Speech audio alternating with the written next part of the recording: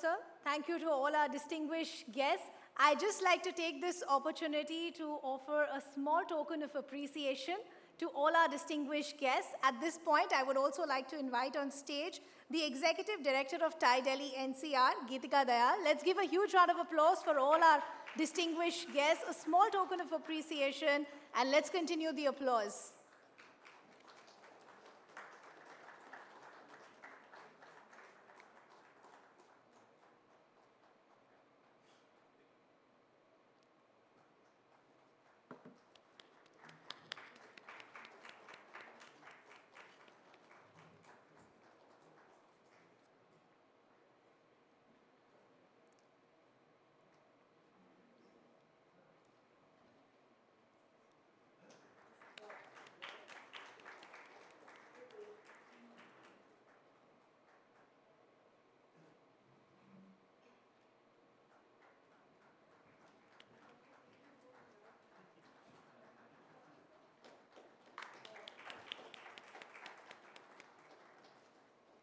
Thank you, Geetika. Thank you to all our guests. Could we just ask our distinguished guests to stay on stage for a photo opportunity?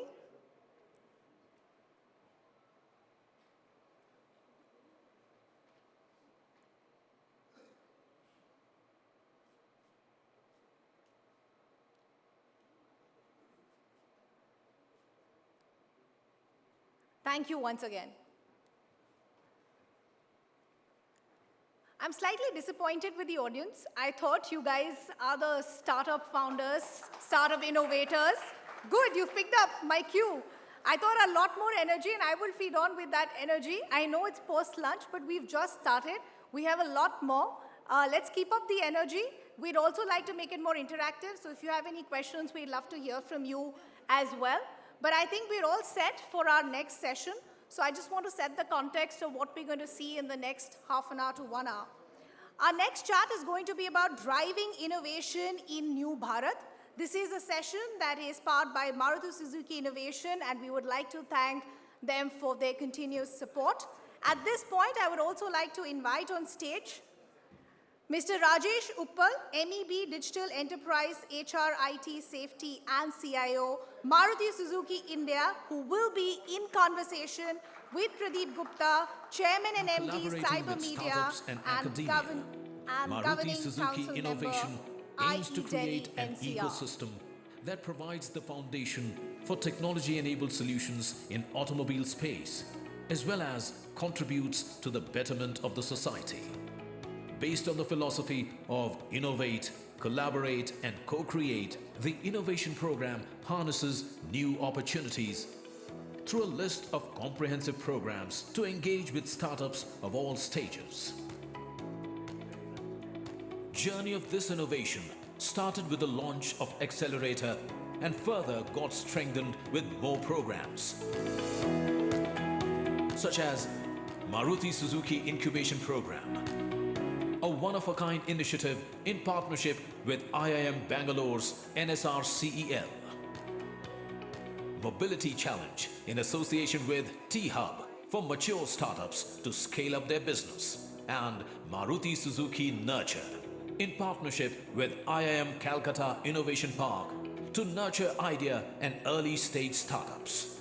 Maruti Suzuki also strategically invests in startups through its Innovation Fund.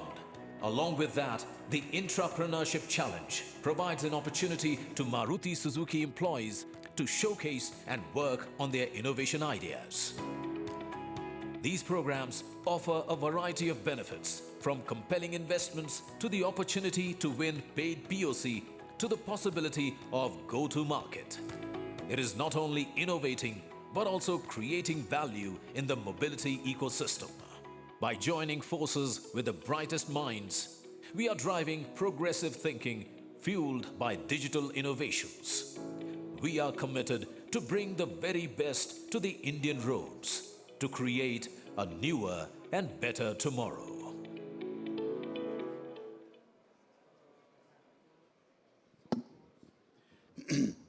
Good afternoon. It's really a pleasure, Rajesh, to be having this discussion with you. It was great presentation about Maruti's innovative programs. Rajesh, Maruti has always been very, very innovative. You know, right from the 80s, one has seen the way they brought in the small car technology here in this country. And not just that, they created an entire supplier ecosystem. They created the distribution ecosystem in India. So, you know, there were business innovations, there were manufacturing innovation. Probably the first company to get JIT also in this country. So, you know, let's start by saying that it is something which has been in the blood of Maruti.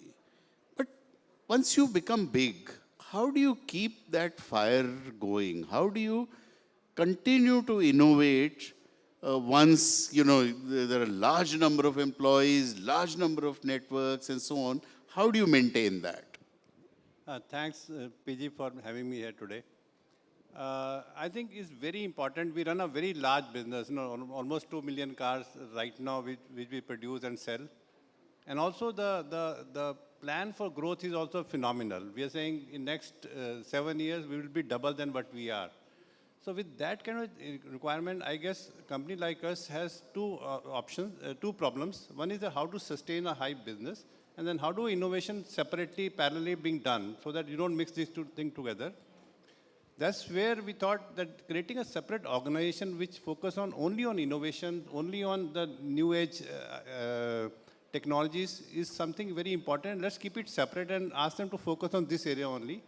That's where we created an organization called Digital Enterprise, whose role was to only look at future and also look at technologies which is coming forward and how can they be adopted fast and how then they can create value for us. So creating a right organization to focus on innovation, I think is the way we could innovate faster. And also we could make sure that we adopt them faster than our competition to work on, is the whole journey we started. And I think we have been fairly successful in doing that with lots and lots of new age solutions coming, not only within the company, but also for the customer to really experience with us is the area for us which we are working on, I guess. Yeah, so, you know, the strategy that have been adopted, therefore, is to work with a lot of startups. Because, you know, the moment you start talking about technological innovation, a lot of that will come from people who are sitting in this room. Absolutely. The problem that, you know, a lot of young startups also have is that how do they reach out to big companies? So what is Maruti's solution for that? Sure. I think for us, getting open innovation from the industry is one of the focus area which we have started on. And we created something called Maruti Suzuki Innovation program for the company. And it's really looking at startups to work with us. So we run 4 programs right now with our startup. One is which I think you saw on video was the Nurture, which is for idea stage startup. You don't have anything, you know, you just have an idea. Can we work with you to develop that idea into a solution and into maybe a startup company going forward? Is the first thing we started on. Second was incubation, something which has an idea. No, so just hang on for a second. In Nurture, how many startups have so far reached out to Maruti? So this program we run along with the IIM Calcutta. Okay. And we go to rural area of Northeast and all, find out innovator at the ground level and help them to grow further and all. Somebody who's working on jute, they started working with us. So we found out very, very good number of startups over there, which we have worked with us. They already onboarded with us. And many of them are in pipeline of growth. So that journey is running with IIM Calcutta to really drive them all. And IIM Calcutta take care of role of mentoring them, building them and all. And along with our seniors who have been industry veterans and know the domain very well. So together we go out and work with them to really work with all. Yeah, for this Nurture program, do they have to be doing things which are connected to the automobile sector? Not at all. Not at all. Okay. I'm saying jute industry was over there. One startup working with jute industry to develop a good product for the industry to come up. We supported that as part of our program factory. So we're looking at any kind of startup who can create value for the themselves and for us and also for the community as large is the whole idea behind this. Okay. So second is incubation. Now that we work with IIM Bangalore, and that's where look at somebody has a small idea and build a small solution. Can we scale up along with us? And which is the, then again, our whole seniors who have been in the industry for a long time in various domains, they come forward, mentor them, and bring them to a solution level with us is the second program we are running around, which is the initial stage idea. But third is our main program, which is a corporate accelerator we have. That's where we run 2 cohorts in a year. We ask our, people like sitting in the audience, come work with us, and we we shortlist maybe top 5 or 6 or 8 which come in each cohort. And then we do a paid POC with them. We pay them for all the development work do in our innovation It's a gym. paid POC. It's a paid POC. So they work with us. We pay them for the all development. And also they sit in our premises and they can use their premises to build that whole solution. And till now, I think almost 2,000 plus startups has engaged with us in various forms in this. Out of them, around 83 has done, POC stage with us to really start developing a solution. And almost more than 20 or 25 are somewhere at the stage, they are already our vendor. And also they're growing with us going forward in various areas around. So that's the third, which is our corporate incubation. And also we have another program which is called Mobility Challenge, where we work with IIM Bangalore as our partner, NRC cell. And there we are looking at mature startups, and they can grow. The typical problem in large corporate is, you have a process of RFP, RFQ, vendor selections and all. We're saying for startup, this is a separate route working with them. We co-create, we work with you and get them straight into a system to create value for us. And till now, in the last 3-4 years, we spent almost more than 100 crore given to these startups as the development charges or the usage charges on this. And for me, I think ROI is more than 200% actually.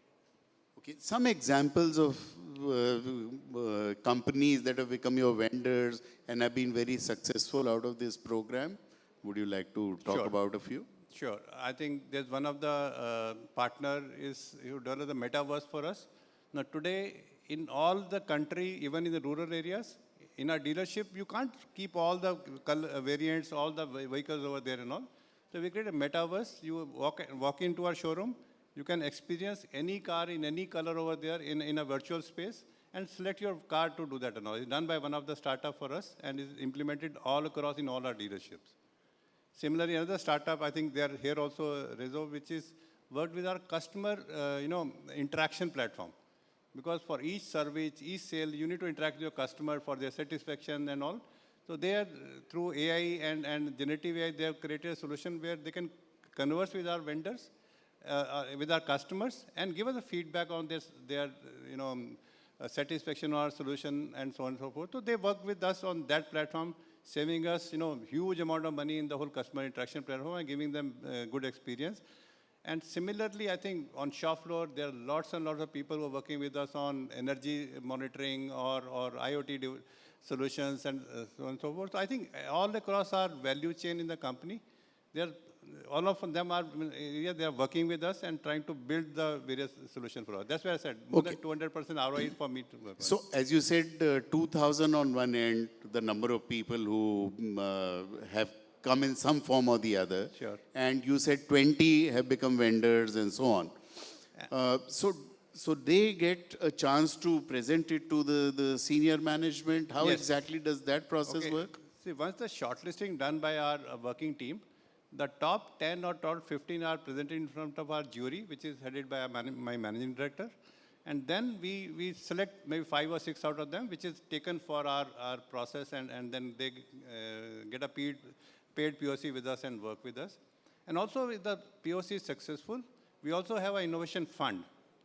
So as a angel funding, we also fund into these startups to make sure that we help them to start grow and have their initial investment coming from us. And sometimes we also take a board seat in the process.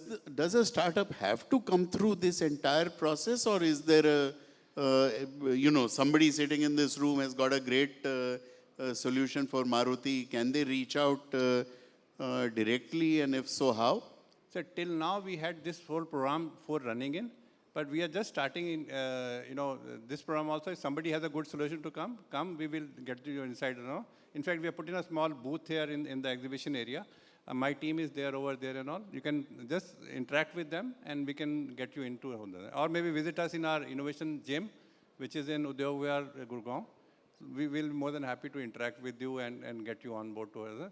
The objective is to really create value and value faster for the company. That's the objective of this program. So I think we have structured these 4 programs. But again, any other way also, we are okay to get the And, and is there a sort of an M&A group also which looks at startups? For instance, Cisco in the US had this strategy of very actively acquiring startups, you know. I mean, it used to be one every 2 weeks they were acquiring some startup or the other. So is that kind of a thing also there? Not at this stage. I think this stage is more toward, having innovation faster in the company. I think with that objective, and also help the, following from the Startup India government of an initiative, so that we can support the industry or startups to grow faster. I think with that objective of social obligation or social support in the industry, that's where this whole program is positioned right now. The theme of this conference this time is Bharat. Okay.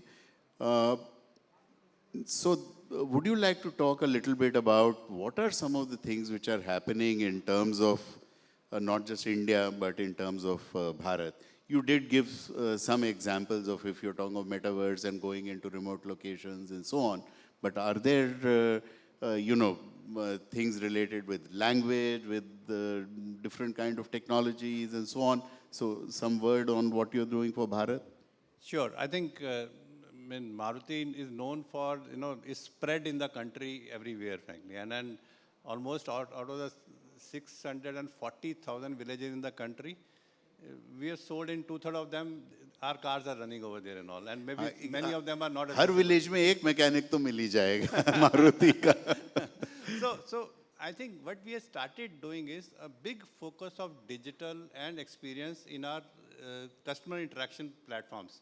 So any dealership you go, you'll find a very similar experience being given by technology to all customers. So whether it's a rural area where we have a small template outlets or a big city outlets around, but the technology really to interact with the customer, or you can walk into any customer anywhere, you get the same experience. We know who you are, what you happen to your car. We have a single view of customer in our backend system so that we have a very clear single interaction. So when you talk about Bharat, experience a customer get in big city, a same experience is available to anywhere in the country, any smaller cities. Each showroom will have a same metaverse. It will have a same customer understanding on, what happened to his car last time or when is the service due. So the consistency of quality across all country, including rural and small areas, I think we understand the kind of growth happening in Bharat, and to support them, how do we grow our business and through digitally make it more efficient? I think that's the focus area for us, and that's where we are supporting this Bharat initiative of experience to customers. That's wonderful. Rajesh, my last question to you, and this is on, because the way I see it is over the next 10 years, the automobile industry is going through a complete revolution. Okay, and therefore, what do you see some of the major trends, and what do you see are the opportunities that are going to be produced by this sector over the next 10, 15 years because of deep tech and other things? What is it that people here should be working on? My feeling is that 3 big areas of work for any auto company and all. One is very big is customer experience. Now, how you make it that experience seamless across and put a technology to ensure that you understand the customer better and be very personalized with him to work on is the one big space of customer experience. And there's lots and lots of technology which can come in to improve that customer experience for our customers is one.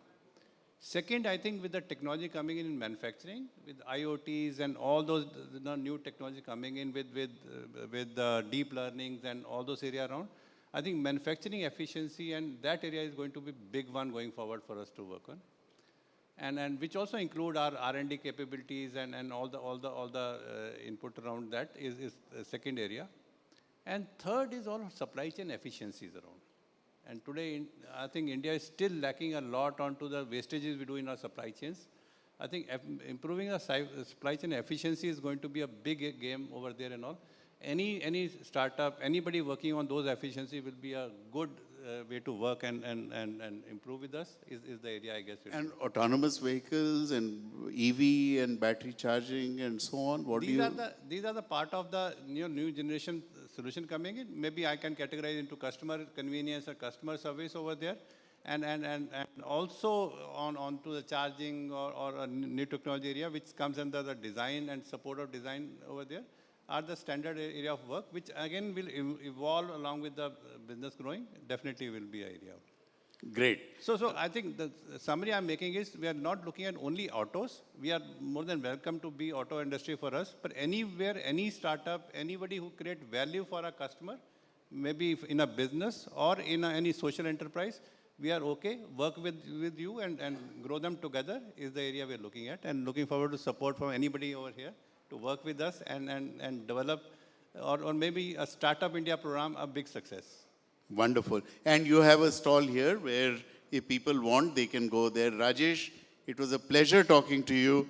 Thank you so much. Thank you very, very much for a very engrossing discussion.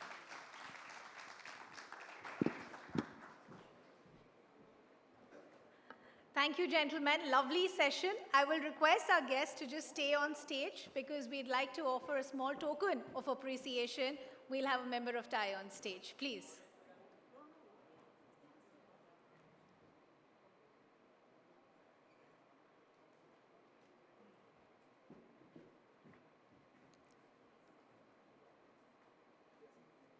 We have Director Delhi-NCR Upasana on stage, offering a small token of appreciation to our guests. Thank you so much.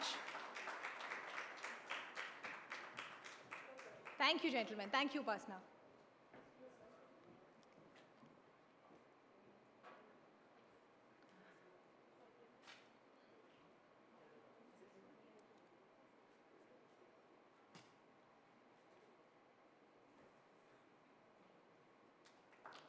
Thank you, sir.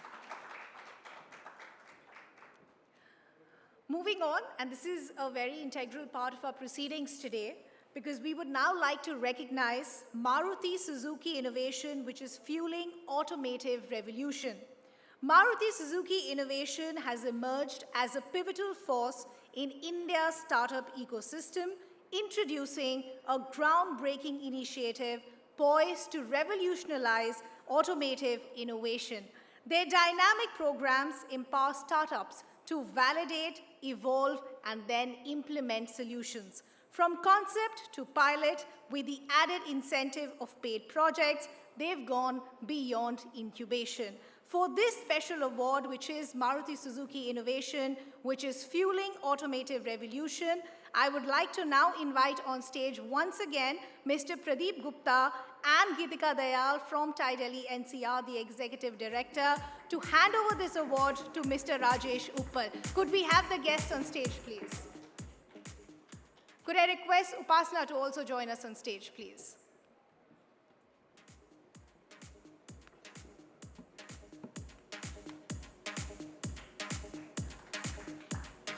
Huge round of applause, please.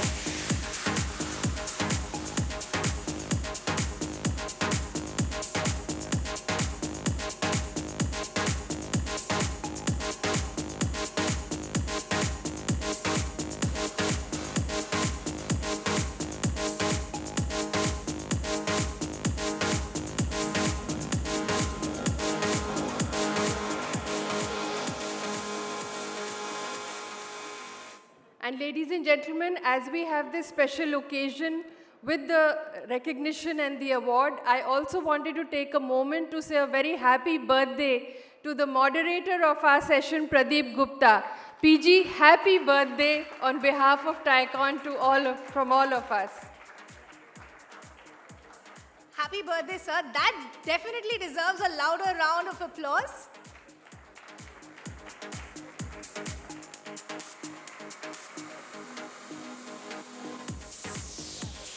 We're all set for our next session. And this is something that we all discuss almost every day. This is an evolving technology that has made it to conversations in our offices, in our bedrooms. It's a jury that is divided. Is it an evolving technology or is it a threat? What do we feel about artificial intelligence? Is it a boon? Is it a bane? What does it mean for me and you going forward? And that's exactly what we're going to discuss with our next session and two very special guests as well.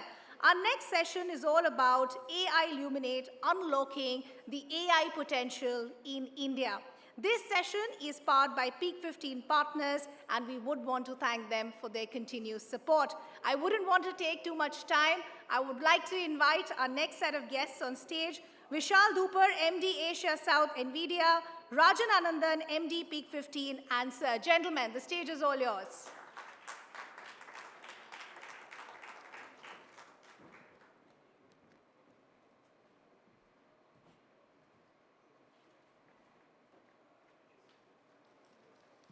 Okay. All right. So welcome, Vishal. Great to have you at TiEcon.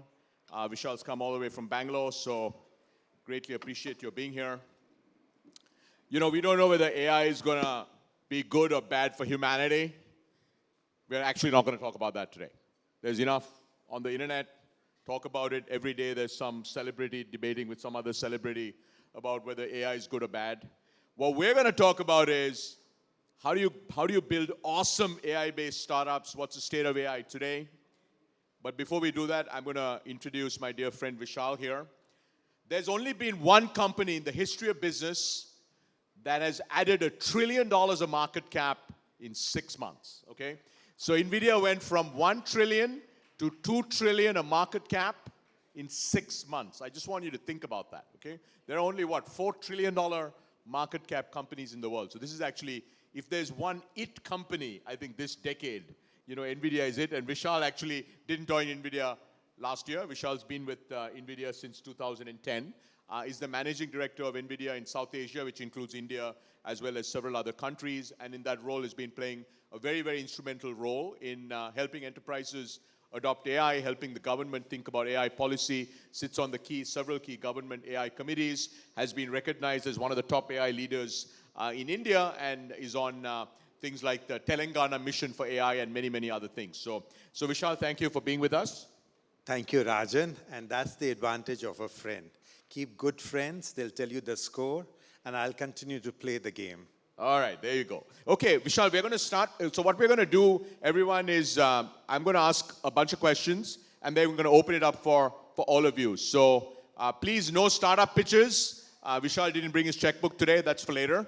But if you have questions about AI, please have your questions ready. We're going to take questions. We'll have at least 10 minutes at the end where we can take questions. So Vishal, I'm going to start with the evolution of AI. Clearly, there's something changed, probably around November of 2022. And talk to us a little bit about, very briefly, the history of AI and what on earth happened, like about 18 months ago, which basically is now brought AI to the front and center. You guys have been working on AI now for, 30 years? Let's start with that. Yeah, so it's pretty interesting. Year 2012 is what was called the Big Bang of AI. And the realization that we had in that year was that we had the possibility to augment the work of our software engineers.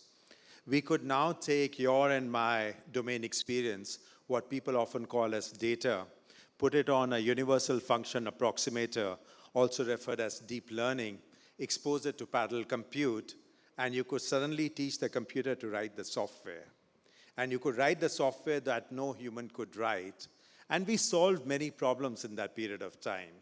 We solved the computer vision problem, speech recognition problem, time sequencing problems, but we were still doing tremendous amount of work through supervision. And in year 2018, this very paper that came out, Attention is All That You Need, changed the script completely. Now what you could do is that you could understand the context in a very vast fashion. The way to think about it is that if you have a universal function approximator, you can apply it to every layer and you can create a software as tall as you want, as wide as you want. It's up to you how you want to do it. And because of that, now you could predict, and more importantly, for the very first time, you don't only have to retrieve information, you can generate the new content. And moment ChatGPT was unveiled, everybody understood the magic of AI.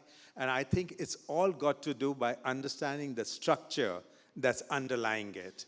And if you can understand the structure that's underlying it, be it the language, you can also understand the structure of physics, you can understand the structure of biology. It unravels the mysteries of the world, and you can predict and you can cure what you need to do. All right, great. Let's talk about accelerated computing, which you guys have coined very beautifully. What is it and why is it critical? Is there a specific meaning of accelerated computing when you guys talk about it? And also, like, which workloads are you accelerating? I mean, it seems everything is accelerating, but I'm sure there's some that are more than others, right? So the greatest boon that humanity had, and Rajan and I really enjoyed this, for 40 years, Moore's law gave us 1 million times performance. Think about it. Is there a single innovation in the world that can give you 1 million times performance in 40 years? And yet, computing is run out of steam. What the world today requires is 1 million times performance in 10 years. You not only need performance, but you require cost-effective solutions, you require sustainable solutions, you need high-performance computing. Let me share an example. Last night I landed up, it was fairly cold. I've been coming to Delhi for a long period of time, and the question was, why is the weather so different? Why are you having winters that are extended? If we have to understand weather, we probably need to simulate the weather at 1 kilometer resolution. If you have to understand the world's weather in 1 kilometer resolution, you need to put in the entire world's data centers just to run that simulation. Is that right? That's to simulate the world's weather at 1 kilometer, all data center capacity in the world needs to, wow, that's incredible. And think about it. That will take about 750 megawatts of electricity, energy. Now, is that sustainable? Obviously not. What if with accelerated computing you can do it about 30 to 40 megawatts? That's permissible. And that's just an example why this technology is at a level of excitement that no human has ever experienced. Wow, okay, I got it. So it's really a million, so that's the simplest way to think about it.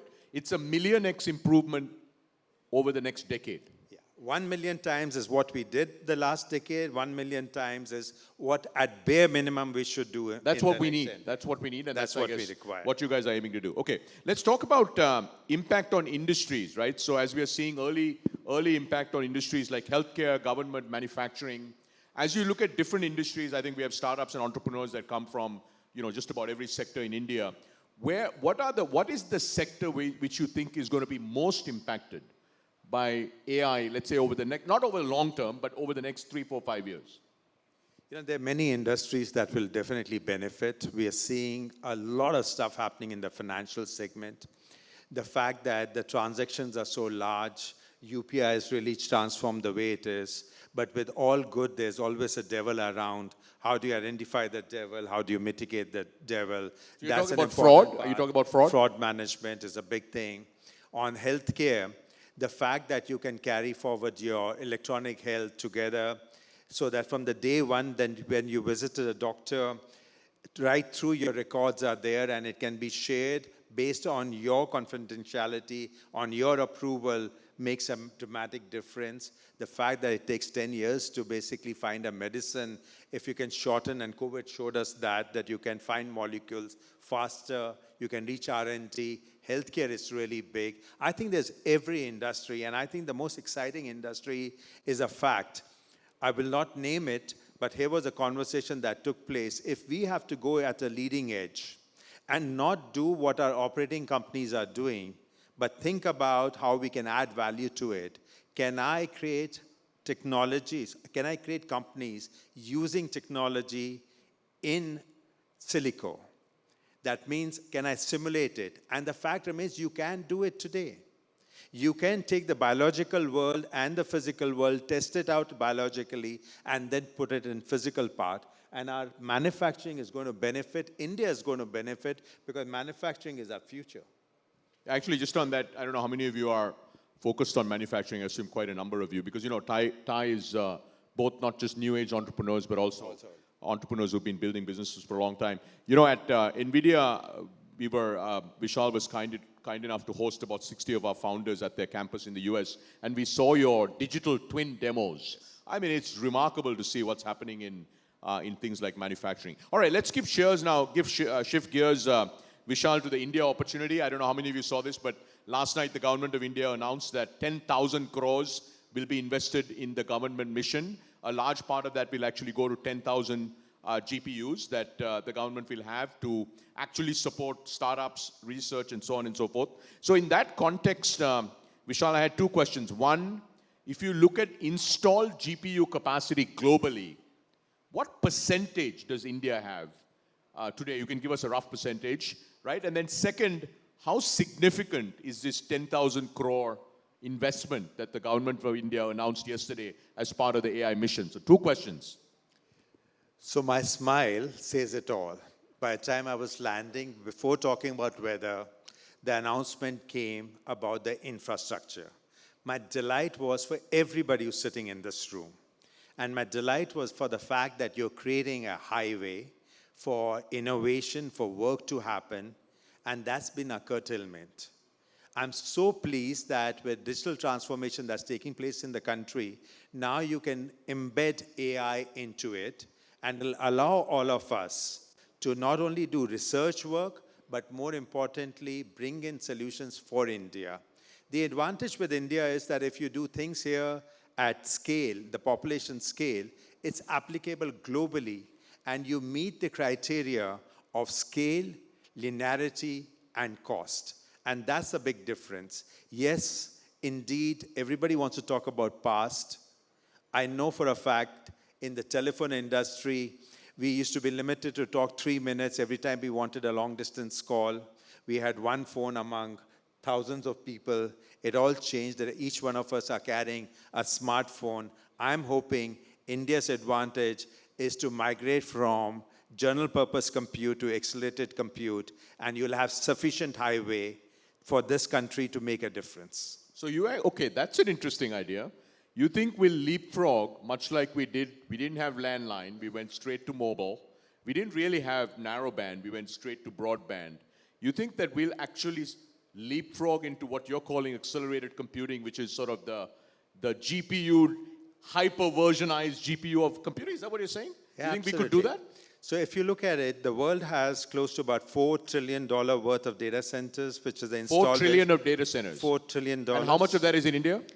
And there's a very small percentage of that. 1 or 2%. I don't know. Yeah, it's approximately around that part. Okay. And the world will be double of that, approximately. It should be about 8 So trillion. the world will go from 4 trillion data centers, install capacity, to 8 trillion. I think that's our advantage. We have no legacy. We're going to take this whole world software into accelerated computing because it makes common sense.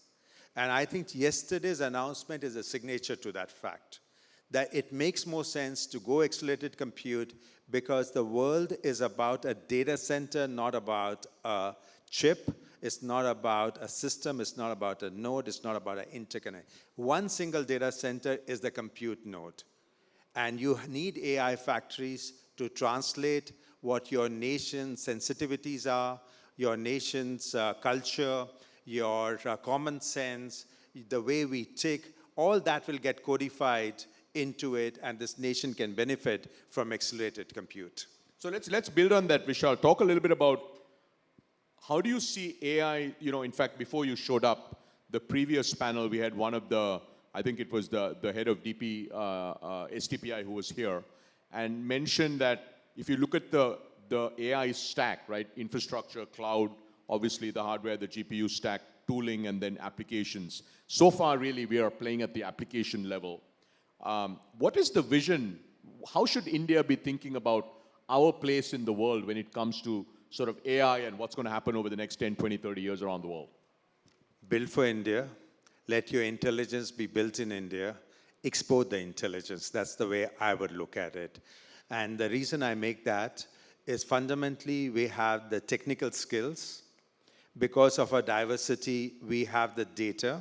Of course, we need to create them into data sets, curate it.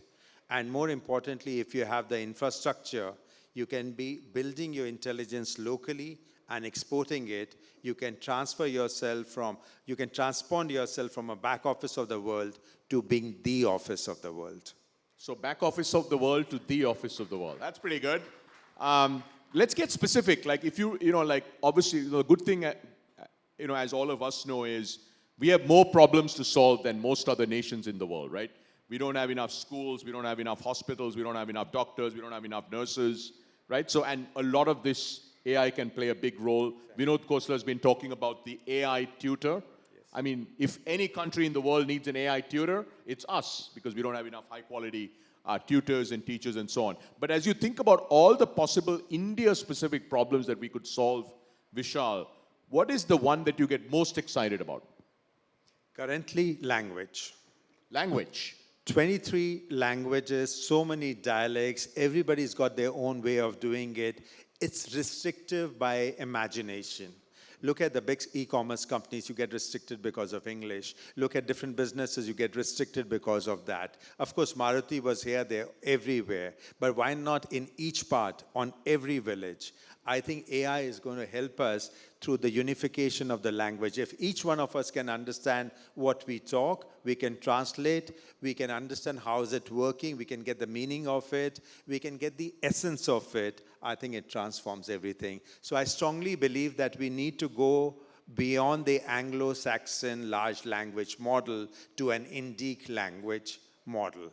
And that, I believe, is the starting block. So that's interesting. You're saying the most important thing India should focus on in the near term is language, right? Basically building Indic language LLMs. We were fortunate to be investors in a company called Sarvam. So companies like that, I think Ola has announced something, Reliance announced something, so things like that. Okay, all right, good.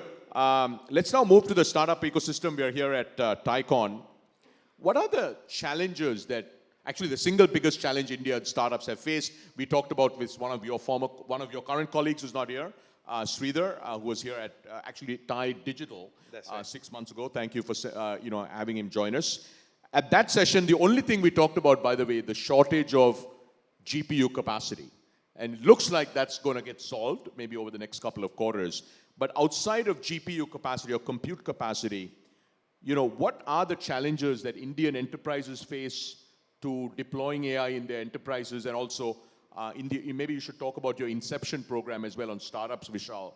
What are the challenges that Indian startups face when it comes to AI? So I think the fundamental thing which was spoken 6 months back, and I know it will get solved, and we are on that journey, there are all the evidence for that, that's the infrastructure part. Because without the instrument of AI, how do you do AI? And as that gets resolved, I think everything else has to do with our own mental makeup. Are we open to doing things at scale? There's several examples. UPI is a great example of scale. But are we all willing to look at scale? Are we all willing to look at not only at the scale, but how do we change the latest into the right way of doing it? Now, for example, Rajan and I are talking, I can pretty much look into his eyes, and I know that what is the next question, is he agreeing with me or disagreeing with me? You were looking at him, and he was already ready to pose a question saying that go for the inception and give an answer. The humans talk in less than 20 milliseconds. When you interact with anything that's digital, it got to meet that objective. Otherwise, you will only use it as a pastime. Once in a while, you'll get excited. It'll never be your productivity tool. It could be a passage of time. And I think that's what we need to do, and we need to do it here in India. We've got talent, we've got scale, and we can differentiate it. The program that Rajan is talking about... Oh, hang on a sec. 20 milliseconds. When will we get to that? We're not there yet, right? No, the compute is not there, but that's what humans do, right? Yeah, I know. But when will compute get there? It will get there because if Are you we keep like scaling, a quarter away or like, I don't know, no, 5 quarters away? No, we are some distance away, but the fact is that it's improving so much. Look at how the emails are reacting. Look at the queries that we can do. Now, every time we type, we can even differentiate between the three tools. Some of them are going faster initially and then slowing down because they're saying, okay, I've got your attention, I'll get you the answer. The others are hanging around there, but they are giving in a prompt. So they're reacting to the human part. By the way, this is exactly the same thing that happened in gaming. The reason gaming is so popular, because the maths that goes behind gaming, the whole quest was how do you make the digital world look like real world? And as we've got closer to that, that's why you find games are so advanced. Esports is probably bigger than even physical sports, and lots of the games that we talk about is the same mathematics, literally, the cousin of this mathematics that you're using in AI. So the world that you use to make the world is the world that you are doing to understand it. So it's exactly the same mathematics that's working, and it'll get there because we are doing it in real world. You solve the problem of light, you solve the problem of physics, you will get to closer to that part of it. Got it. So talk about Inception. So Inception is our free program. It's meant for startup community. We love to get you on board so that we can expose you to the latest and the greatest of technology. We love to see you basically working with our experts. We love to see you giving your problems to us so that we can solve. At the very heart, the purpose of NVIDIA is to solve hard problems. So if you truly have hard problems, we want to work with you. It's not to say that we have a solution, but together we'll find a solution and the world benefits. And that's the biggest advantage of Inception. So by the way, I was telling Vishal, I was walking in the adjoining hall, by the way, has a lot of startups. So if you have time, Vishal, you should go by. And there were a bunch of AI companies. So I stopped at one that was really interesting called Fairhinks. Fairhinks AI is the founder here? Fairhinks AI. Oh, there they are. There they are. By the way, they're in your Inception program. They're building these really interesting agents for customer service, HR, and things like that. And by the way, they have a $100,000 grant that you give companies, so thank you for that. But I thought I'd just call them out because they were quite cool. Okay, one last question, and then can we get some mics, please? We have 10 minutes, so we're gonna, if you have a question, please put your hand up. We'll get to you. Okay, before I open it up for questions, you have what, 2,000, how many companies do you have in the India Inception program? 4,000. 4,000 companies in the India Inception program. If you're building an AI company, you're not in the Inception program, you better sign up like right after this. What's your favorite company in the Inception program, Vishal? I know it's a hard question. When people ask me, I never answer that. But tell us what, it doesn't have to be your favorite company, but like a company you're really excited about. What do they do? So it's always difficult, when it's like asking which child is your favorite child. I know. So like, not your favorite, like one you really like. But let's say that because you spoke about Sarvam, I'm really enjoying what they're doing. It's a voice-to-voice bot. It's a difficult problem to solve because you're going to be using the voice and it's going to be on an end device. And yesterday they made an announcement on an end device how the voice will come. We crack that problem, everybody benefits. You spoke about tutors, we speak about doctors, we talk about all kinds of professionals in the world who will benefit from it. So since Sarvam is being spoken about, we spoke more about it. Obviously, everybody is special. And I'm quite certain there'll be much better ecosystem working to solve many of the India's problems. All right, sounds good. Okay, let's open it up. Questions, there's a hand going up over here. Let me get a mic over here. Then there's a next mic over there, maybe the second mic if you can get to the gentleman in the cap. Yeah, go ahead. Just give us your name and question and please keep it. Anant here. I have a couple of questions. Let's take the longer One question, Anant, one at a time. Okay, so far, yeah. Activity the business transformation, but there's not AI being used to solve some of the real human problems like poverty, food, agriculture. So can AI solve those problems, or if not, how long that will take to get some real world benefit out of that? So real world problems, are there use cases in agriculture, Vishal, you can talk about? There's several use cases here in India which have been solved. Obviously, de-weeding is a major problem that grains have. That's being solved. It's very precision-based. You're already talking about identifying the quality of it. So it depends upon the use case it works. I think the joy that I'll get most is when farmers can get instinctive inputs on what they need to do, because that's truly going to support them in their language and more importantly, getting the precise input how it works. Where the farmer alone, there is pretty alone, right? At the end of the day, he's just using his common sense and their observation power and lessons they've learned from their heritage. Yeah, I mean, by the way, just in every industry, right? You look at healthcare, you look at education, you look at agriculture. I mean, the use cases are really quite remarkable. And much like what Vishal was saying, I completely agree that India can benefit more from these innovations than any other country on the planet, simply because we don't have enough capacity, right? We don't have enough doctors, we don't have enough nurses, we don't have enough radiologists, we don't have enough, teachers and so on and so forth. Okay, let's go to the, yeah, go ahead. Right. Okay, my name is C.K. Jain. Well, innovation is a favorite word in our ecosystem. But IA is going to disrupt our world. It's going to disrupt our society totally. I mean, there'll be no jobs. What will people do if IA is going to replace? You mean AI, right? AI is going to replace most of the, lower jobs. How do you cope up with this? How's the society going to Got it. Okay. So I think this is the perennial question. You didn't get it so far. I didn't ask you. Is AI going to take away all jobs, and what's going to happen to humanity? Vishal? Productivity is a pursuit of mankind. When fire was identified, that's why you're sitting in a room, in a lighting which is nice, and you didn't even speak once about the light. What if it caught fire and burnt us? We learned how to manage that. Productivity is a way forward. Productivity is not a way of replacement.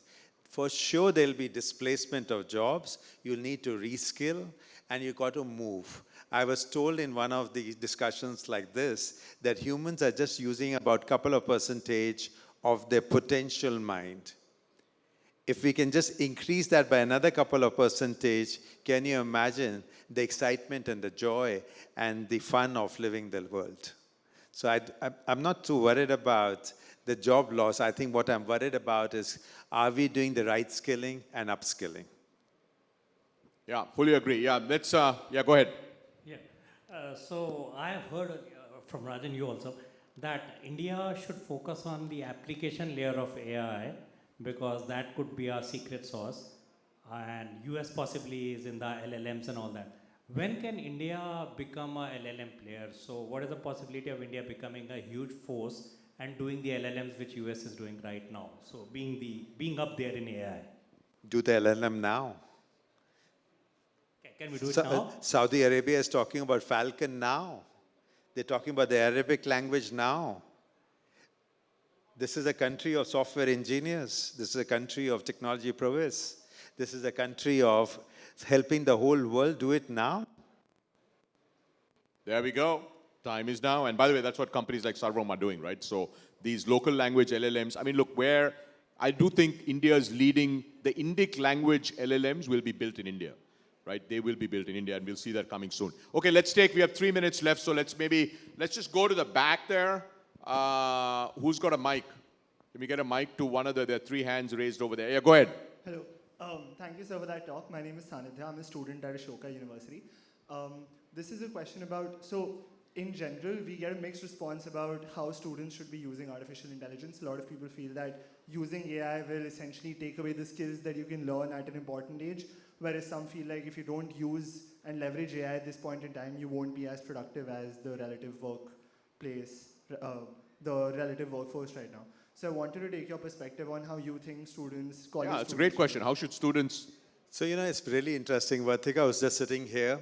In 2014, along with me, came to Ashoka, and we were trying to explain you how deep learning can automatically extract features and get you ready to do your work, which solves so many of the problems. I think the best way to look at now is if your productivity is going, go and spend some time on the next thing, because we can do so much more.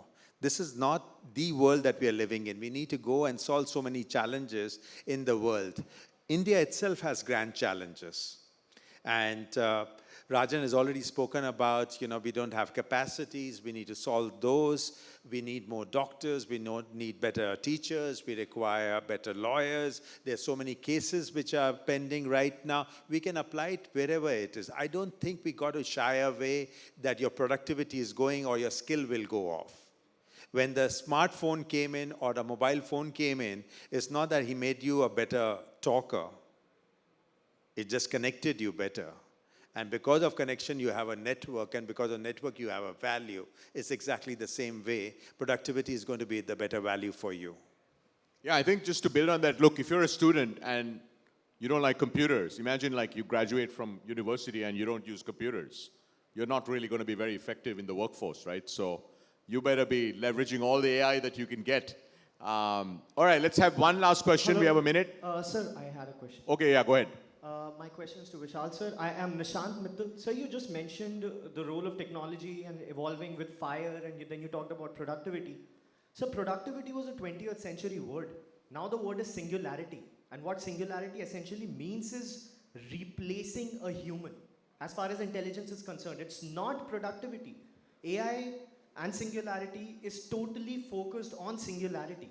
So what do you think about, is your statement that it's not going to lead to job losses, do you actually believe it, or it's just intellectual dishonesty? How old are you? AGI, question on AGI. Singularity, Vishal. So he ran away. It's getting heated now. It's getting heated. How Time old to are wrap you? up. Go ahead, answer the question. Okay, so I guess you're in your 20s, right? Isn't it too early to start worrying about what humanity is all about, into singularity and stuff like that? But the good part with your question is inspiration and desperation are coming simultaneously. Two sides of the same coin. And because it's on the two sides of the coin, you are also being pushed. How are you going to make a difference to humanity? Sir, first of all, I just turned 30. Okay, congratulations. You look rather young from here, at least. The two old guys can't kind of see that far. But I get your answers. I know where you're coming from, and it makes total sense when it comes from that vantage point. But to everyone, when a company like Dukan, who's going to speak or has already spoken at this conference, says it very proudly that it replaced 450 of its customer support representatives with just a GPT wrapper, you know that there are going to be job losses. You won't tell the drivers who are going to lose jobs to learn to code or something else. So it's just staring at our faces, sir. And to say that it's just going to lead to some displacement or replacement and not absolute decimation doesn't seem honest. The honest part is every narrative is a right narrative because that's your narrative. And I wish the narratives in the world was only one, then everybody would have gone in that coin. The distinction is there are multiple narratives and there are different ways to look at different problems. And that's the good part of humanity. And that's why we are not woods and chairs and tables. And therefore, it is a push for us to move forward. All right, terrific. I think we'll just end on that. I think it's important that we all keep in mind that 99% of the jobs that existed at the beginning of the year 1900, don't exist today. So one thing we can all assume is that all the jobs that all we have 100 years from now won't exist, but there'll be different jobs. So I think humankind has progressed for how many years now? Thousands and thousands of years. We're going to do just fine. And I think as entrepreneurs in the room, we should end with this, Vishal. There's simply never has there been a better time to build. And I think AI is one of these superpower accelerators. I'm going to end where I started. Never in the history of mankind has a company added $1 trillion of market cap in 6 months. And all of us are here because I think we're building companies. There's just never been a better time. Let's give Vishal a big round of applause. Thank you, Vishal.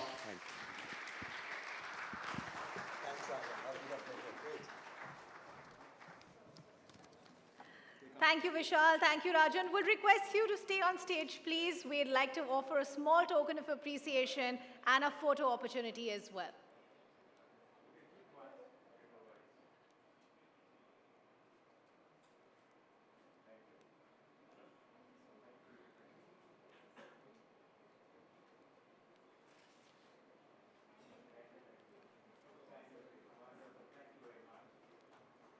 Thank you, gentlemen, once again. We'd also like to thank our technology partner, SAP Associate Partner, NetApp Accelerator.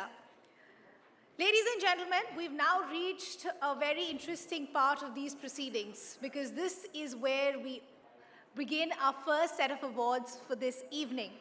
This is a highly anticipated part of the evening, as I said. We will be talking about beyond valuations, rethinking startup success metrics, which, as I said, will be followed by the much anticipated TiLumis Entrepreneurial Excellence Awards. This session is powered by Lumis Partners. For the next proceedings, I would now like to call our next set of guests on stage. Nitin Nair, co-founder and managing partner, Filter Capital. Saurabh Chatterjee, director, Chris Capital. David Wilton, Chief Investment Officer, Oyster Global, and Sandeep Sinha, who will be the chair for this session, Managing Partner, Lumis Partners. Could we have the distinguished guests on stage, please? And could we have a huge round of applause?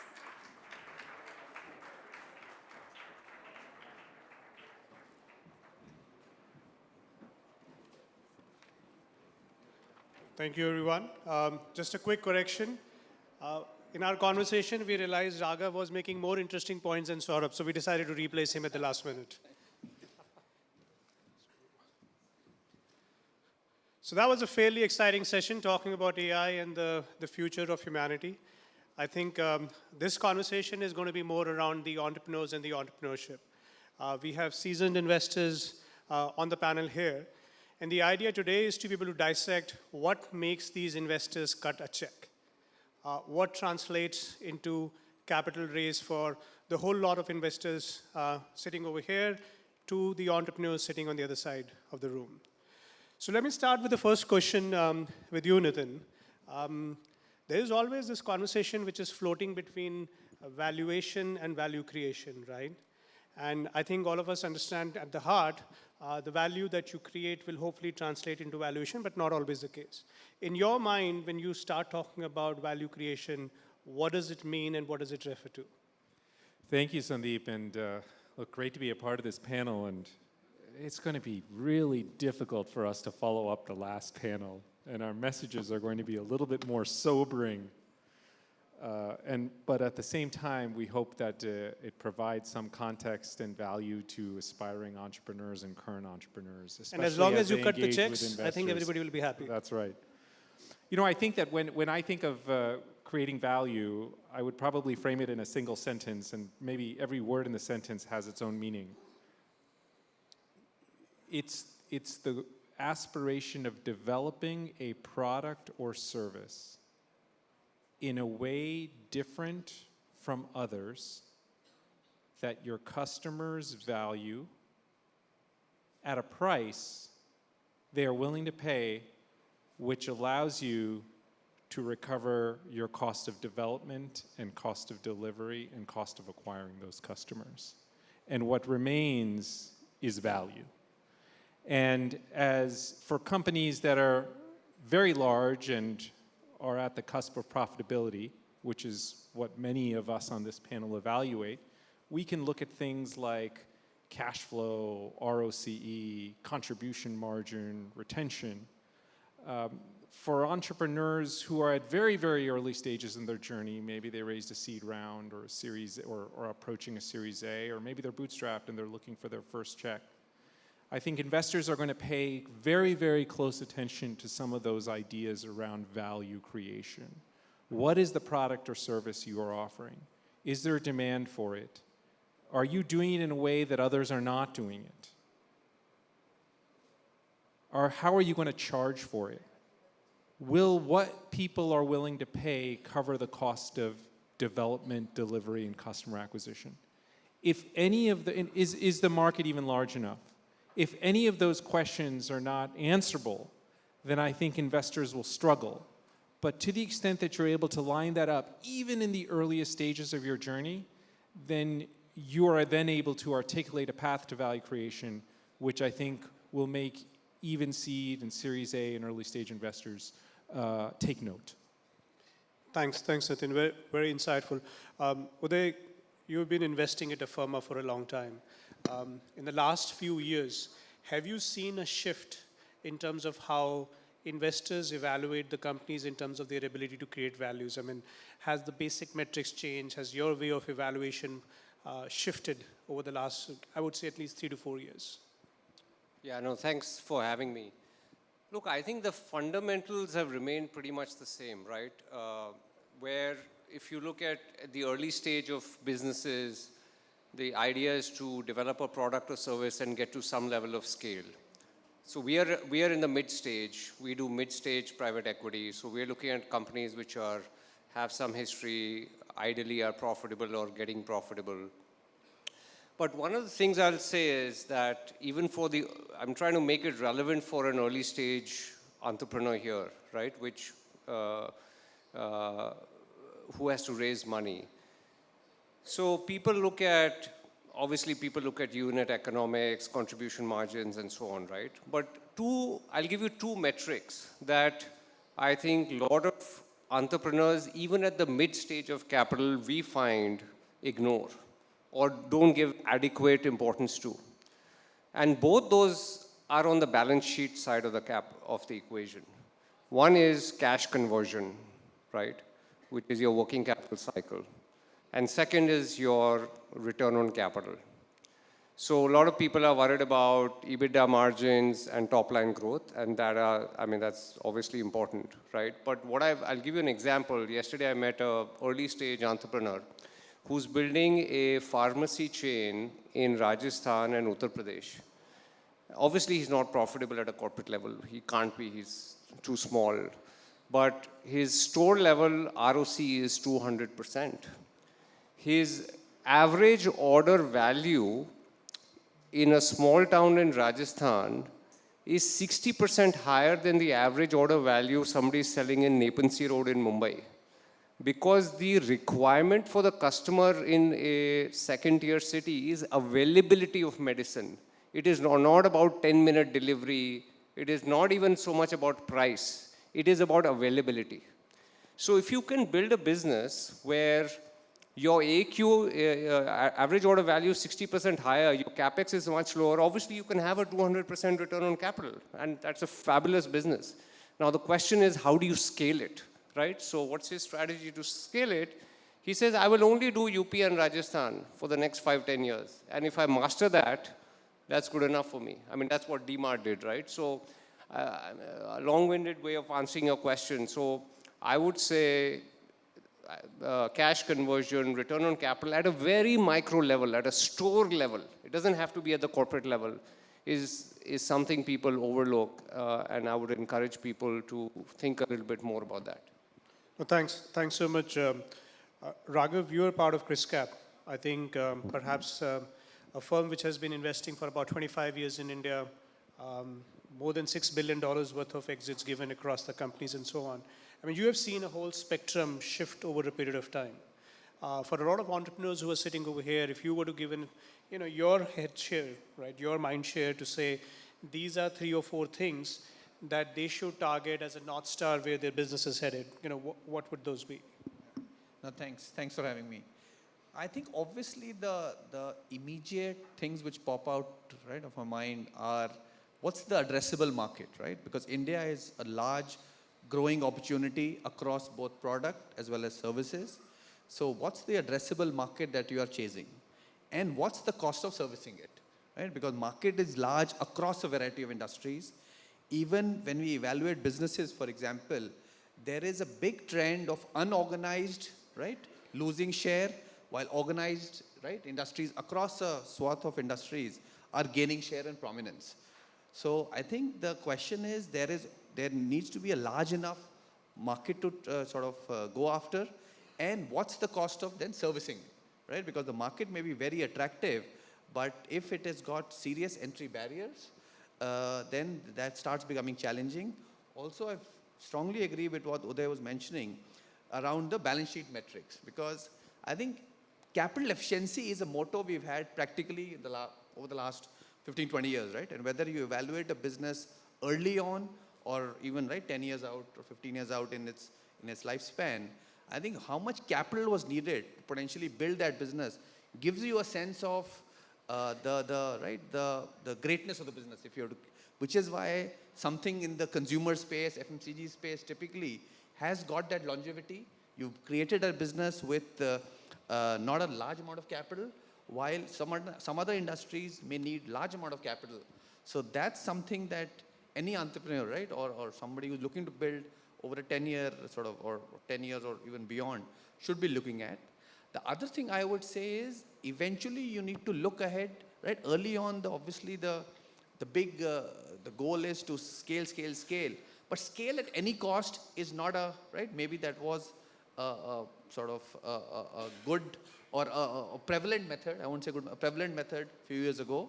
But today, as people look to raise subsequent capital, I think unit economics question is very much front and center.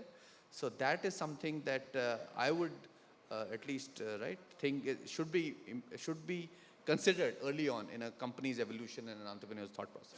Thanks, Rav. David, you are a part of Oyster Global. You invest across top-tier funds.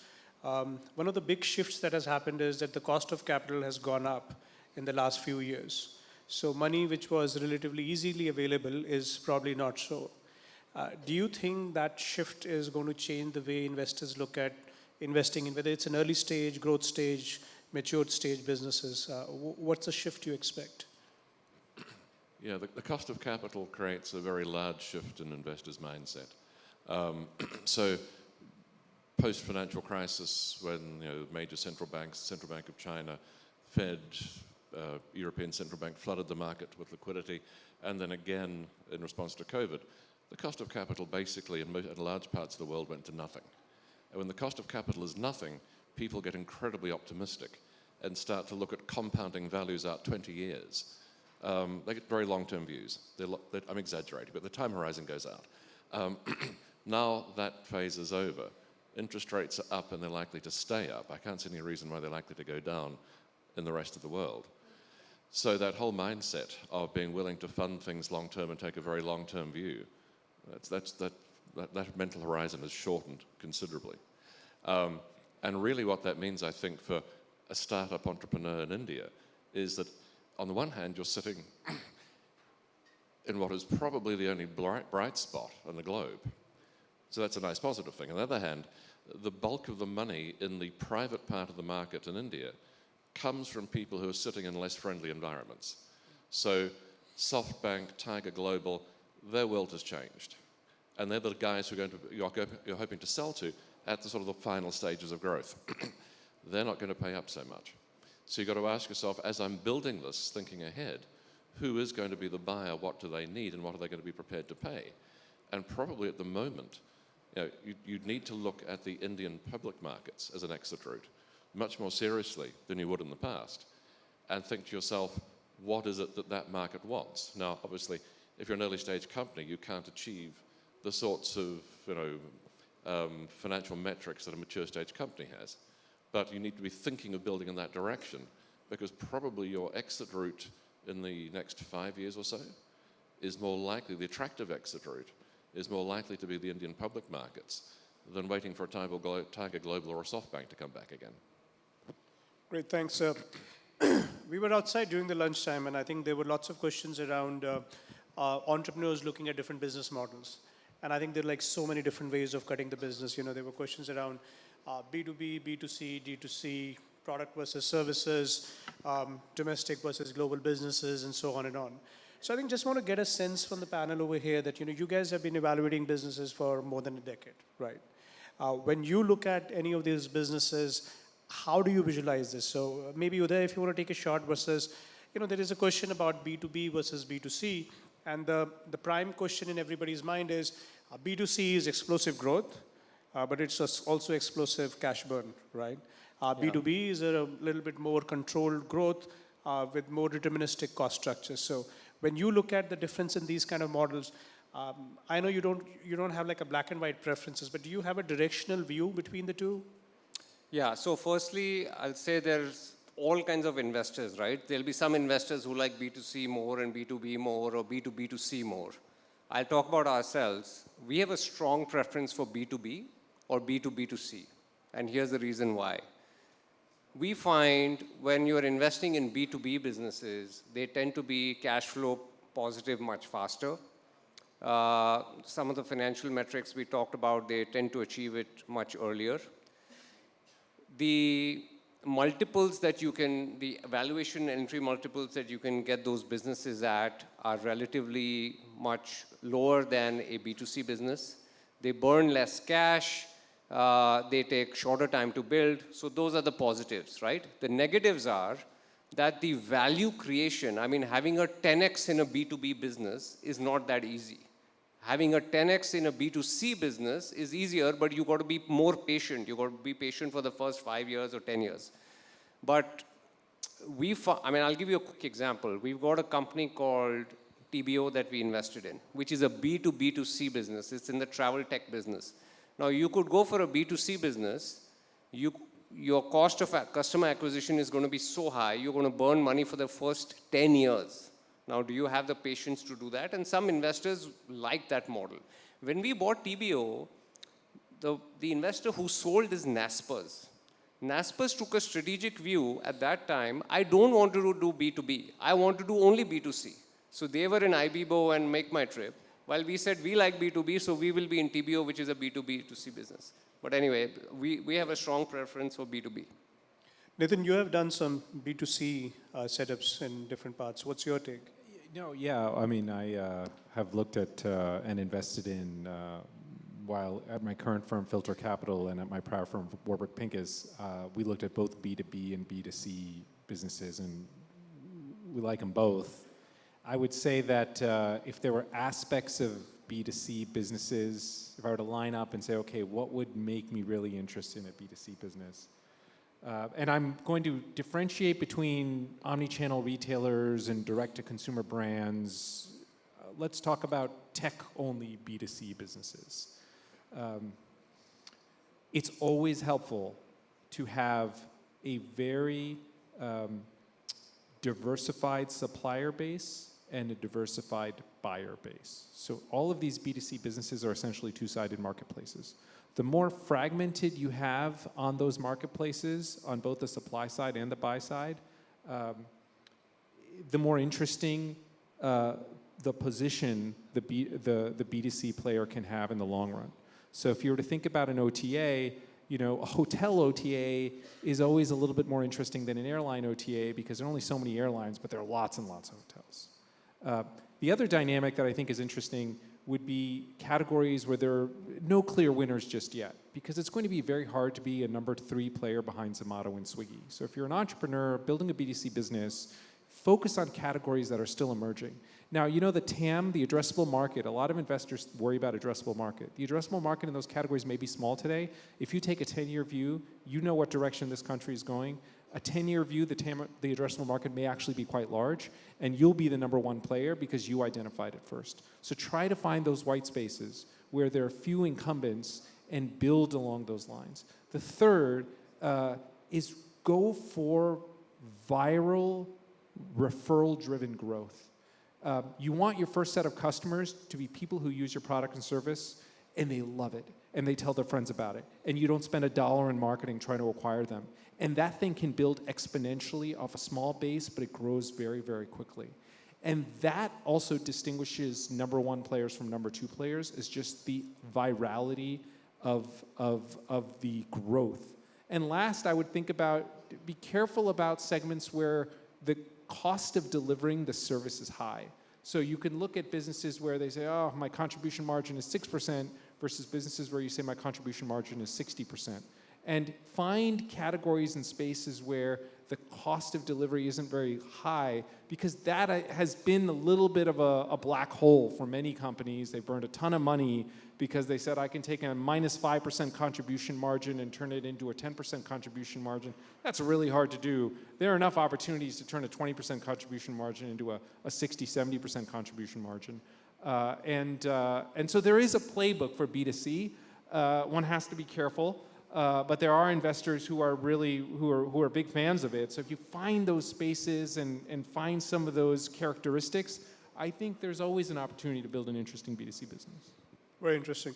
Raghav, you've seen businesses both on the product and services side. And some of the large transactions you have done are actually on the services side as well. How do you visualize the two kind of business models? Or do you have one way or the other that you look at the two kind of business models very differently? No, I think historically services companies has been India's forte, and a lot of companies have scaled out, right? Going back to the Infosys and the HCLs and everything else. believe, and obviously we've ridden that wave and been fortunate enough to back a few, right, in the last 15, 20 years. I think the product time frame, we believe that the environment for product companies has improved significantly. And clearly there is a big sort of opportunity that Indian companies finally are acting, right, as the ecosystem has matured. And one example I'll give you is, I think on the product companies, the big thing is you need to do a little bit more of R&D and product development early on, which potentially will mean some capital, right, and potential equity dilution in the first 5 years versus a services business, which is generally very cash flow supportive. So that's where if you are okay taking, right, and there's a venture and investor ecosystem which has come along. So even at Chris Capital, we've taken a bet in a software as service, SaaS company, right, just 6 months ago, believing that in the next 5 years, lots of companies have come through. Clearly, there is a little bit more of experimentation, right, in a SaaS company versus a typical services business, which is more cookie cutter. So therefore, that's the one thing that needs to be balanced. But clearly, we believe product companies clearly have the opportunity, right, to emerge out as formidable companies out of India. Great, thanks. David, you have recently announced investments in OIPF, the fund which has a blend of 5 different kind of funds underneath, including Chris Cap and Filter. So when you look at these funds, is there a defining characteristic that you were talking about, like liquidity and so on and on, that you see us valuing far more today than ever before? Yeah, no, I think certainly the market now is focused not so much on scale and just growth for its own sake, but much more on achieving metrics and cash flow positivity. In fact, talking to different GPs and not just the ones that we've included in OIPF, there really is a push in the early stages to get companies to focus on how they can get to positive unit economics, how they can get to positive cash flow, rather than just sheer growth. Because, excuse me, the ability to burn cash and have investors be willing to accept your burning cash for year after year after year, that sort of disappeared with higher interest rates. So that characteristic is there. Obviously, the other one is just your ability to grow and get scale on some sort of positive basis. And there, I think, obviously the Indian market is large, but if you can get a business that can grow in India but then expand overseas, that gives you that extra scale, which is attractive. Great, thanks. So that basically sums up, a few different perspectives with which the investors on the dais here today are talking about investing. How about we take some questions with respect to, if there are anything. We have a question right in the front, please. If you can quickly share your name and a short question and to who it addressed to. Hello, I'm Ravi Agrawal. Leading social impact investor, India Network is quitting from India investments. So is there only profit is only metrics, or social impact can also be for investment metrics? And second question is that all the investors are like only unicorns, or they do also like the Zebra startups also, where the profit also matters? And my third question is specifically, Mr. Uday, as you are investing in the B2B segment specifically, as they are able to generate the profits. So what's your take on debt funding versus equity funding? Because generally they need a capital as a working capital to get their things roll on. So we'll just take one question for now. So last one, Uday, if you want to talk about debt versus equity funding. Yeah, I mean, look, if your cash flow is supported, there's no harm in taking debt. As a general rule, we are conservative. We prefer companies which are modestly leveraged. And the reason for that is when you are in your early stages of building the company, there could be all kinds of tsunamis that might come, right? There might be a demonetization, there could be a COVID, credit crisis, etc. And so you need to have the ability to take the hit. And if you're too leveraged, then you may not be able to weather the storm unless you have equity support. But it's a fine balance. A little bit of debt is fine. We'll take one more question.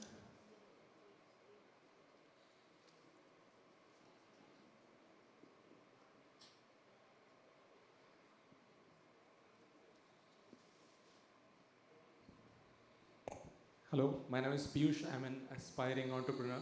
I want to ask from the set of investors, like, look from your point of view, what are the emerging themes coming and from the investment point of view, apart from AI and the typical software stuff? Thank you. You want to take that, Nitin? You know, it's interesting. We've got a panel of private equity investors, and we like to see the data, and we'd like the entrepreneur to tell us what the emerging trends are. I think you've heard from us that we're big fans of software and services companies, and we believe that the product opportunity and the services opportunity will continue to be a massive opportunity for the next decade or so. There's a dearth of consumer brands, in this country, and you're seeing so many direct-to-consumer businesses emerging. I mean, entire funds, including one that, of course, Oyster has backed, that is only focused on consumer brands, and that we think is a huge runway. I think everywhere you look, there's going to be opportunity. One of the big themes that Filter Capital is interested in is this idea that technology. Entrepreneurs will be able to create businesses in traditional industries using technology to displace both the unorganized market, but also organized incumbents. So pick your industry. There's a ton of opportunity. The question is, where are you most passionate? Where do you have the expertise? Where do you have the ideas around, okay, this is where I can do something in a differentiated manner to build a product or service that I know customers will love, that they're going to pay me for, and what I receive in revenues is going to be greater than what I have to pay in costs. Leverage that, and maybe if it means you have to spend a few more years in industry to build that track record, to have that insight, to then before you go out on your own, that would be worth doing as well. Or maybe choose the industry that you want to build a career in, that you want to build a business in. If you like beauty, go work at Nykaa.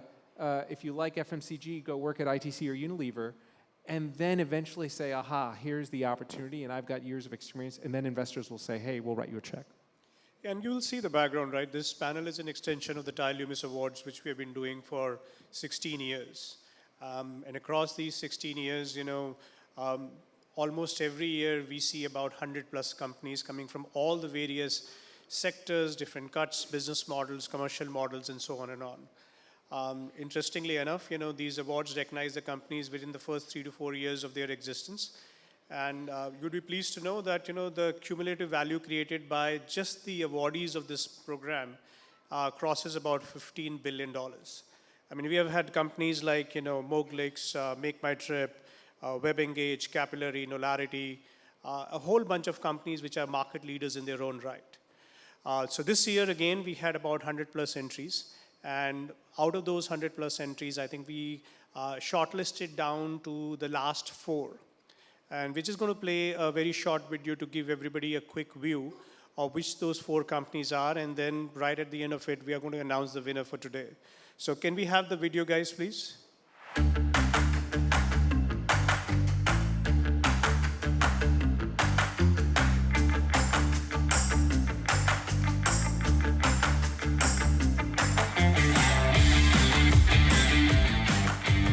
Thank you very much for having me at the launch of DigiBox, which is India's indigenous and fully homegrown digital asset management provider. DigiBox offers digital file storage and organization by providing an easy, secure way to store data. A testament of Make in India initiative will become synonymous with data storage, security, and safety in the near future. And I urge all to make DigiBox an inherent part of your business ecosystem. It's very important how fast you can retrieve your data. We are going to give our enterprise customers an extremely easy to use backup solution for their endpoints.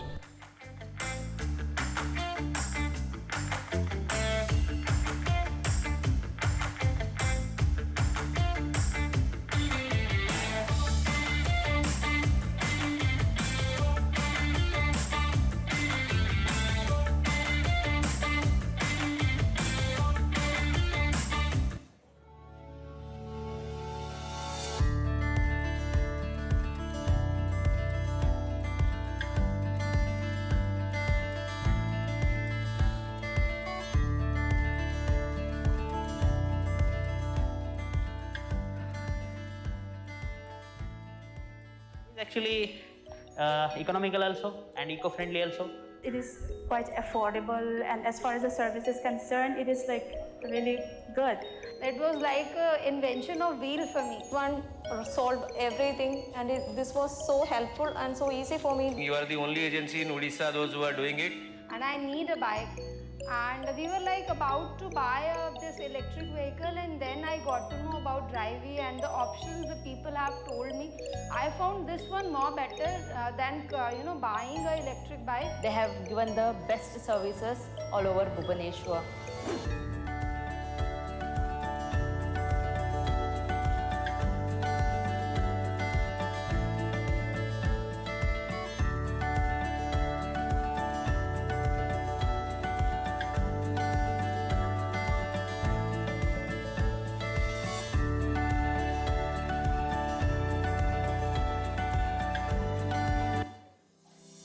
Today, when India is being globally talked about for its achievements, we still have a few issues to address for rural India and its healthcare. 70% population of India lives in villages, but only 20% of healthcare infrastructure and manpower is in villages.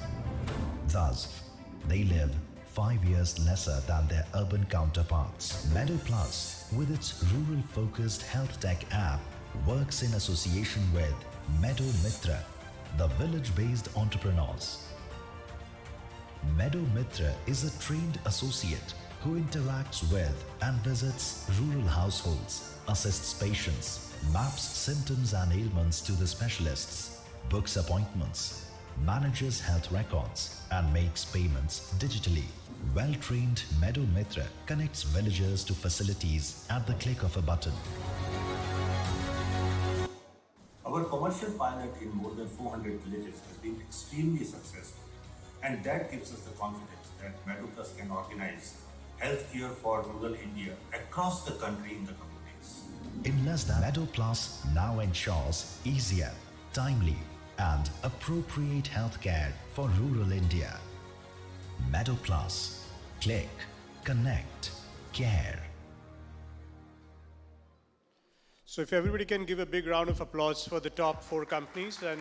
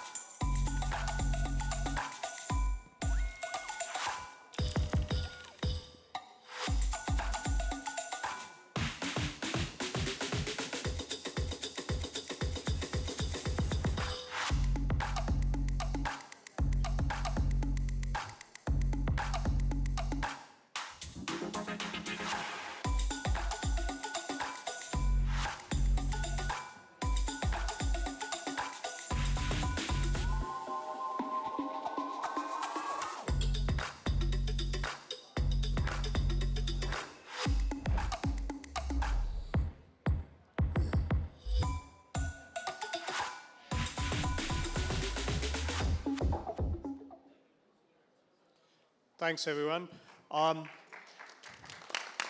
So these companies were selected from the top 100 entities that were submitted.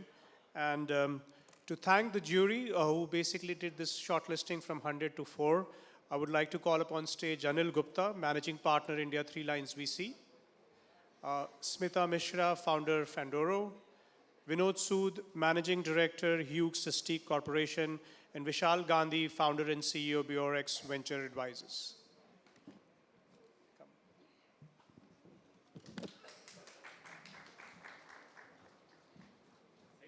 Thank you. Thank you. Thank you.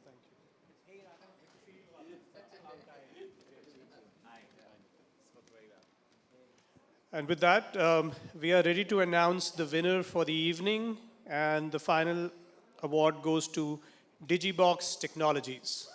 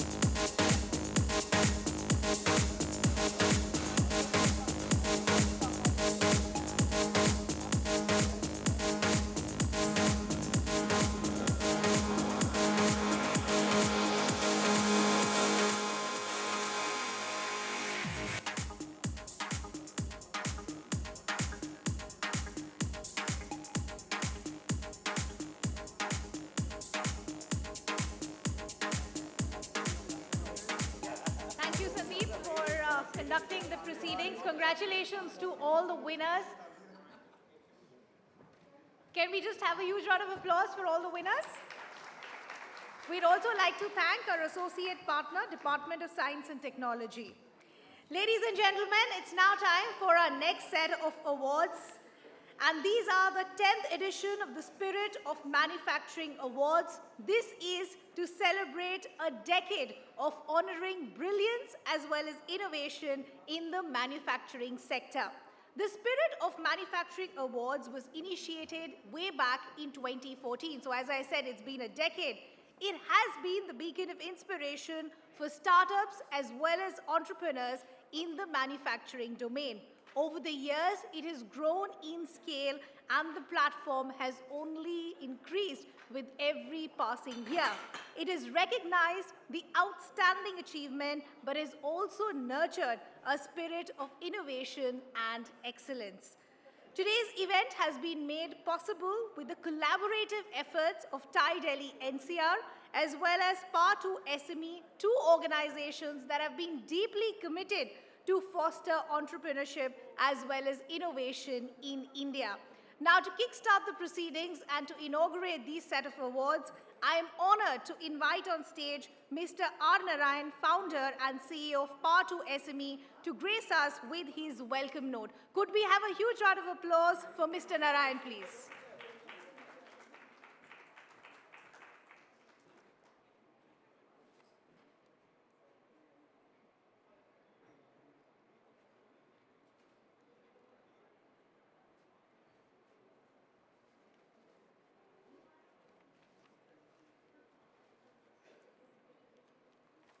All yours, sir. Good evening, everybody. Good evening, esteemed audience, distinguished members of the press. Welcome to the 10th edition of the Spirit of Manufacturing Award ceremony. This initiative, as she said, was conceived from our collective aspiration to spotlight the remarkable success stories of the Indian MSMEs, which form the bedrock of the nation's economy. We take immense pride in acknowledging the pivotal role of the Indian MSMEs in propelling the nation's growth and development through manufacturing. The Make in India initiative, aimed at its positioning India as a manufacturing powerhouse, celebrates innovation and entrepreneurship. The Spirit of Manufacturing Award aligns with the Make in India values, honoring excellence and innovation in the manufacturing sector. Our mission is to recognize and support those driving this progress in the industry, empowering promising manufacturing and SMEs to shape India's future.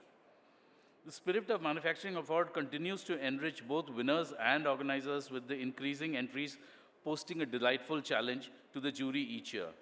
I'm delighted to announce that this enriching 10-year journey, in the 10th year, we received around 5,000 participants, out of which over 300 were shortlisted for the first round, and approximately 200 advanced to the jury round, and 51 made it to the final round.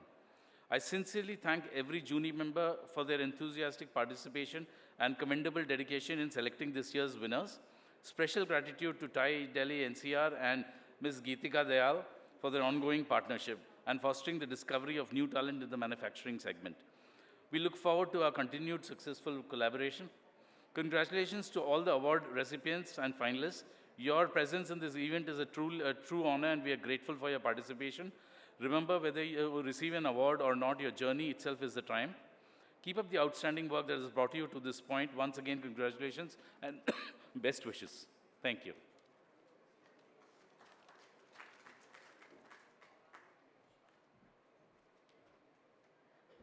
Thank you, Mr. Narayan. Rightly said, whether you win or not, it's the journey that matters. I would also now like to extend a very warm welcome and invitation to Ms. Sudha Sareen, the Senior Vice President of Marketing and Communications at Par2 SME, to share a few words with us. Ma'am, could we have you on stage, please? And could we also have a huge round of applause, please?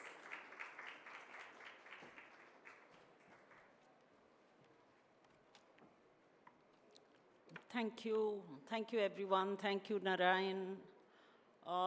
It's been a huge and a very exhilarating season for us this year.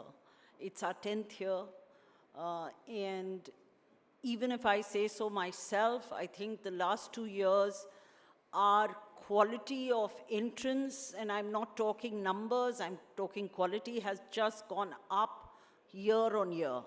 I'd just like to keep this short, but I'd like to take this opportunity to thank my esteemed jury, Narayan, our founder, CEO of Power to SME, without whose vision and support, Spirit of Manufacturing Awards would not exist or carry on. Mr. H.P. Kumar, who's the ex-chairman of NSIC and has worked with SMEs and startups, who's now a director with us at Power to SME, and Mr. Debrata Mujumdar, who's the director and co-founder of Denave. They had a tough job. I don't envy them. The entrants were hard to choose across 4 categories, which is IT adoption and innovation, social impact, women achievers, and the last being the young entrepreneur. The quality of entries was so good that our jury has actually put in a Jury's Choice Award. So that is the 5th award that we will see. Thank you, TiE team. Thank you, Gitika. Thank you, Abhishek, Meenal. The bunch of you have been just awesome. And my team, they've been just tremendous. We couldn't have done this without you. Thank you so much.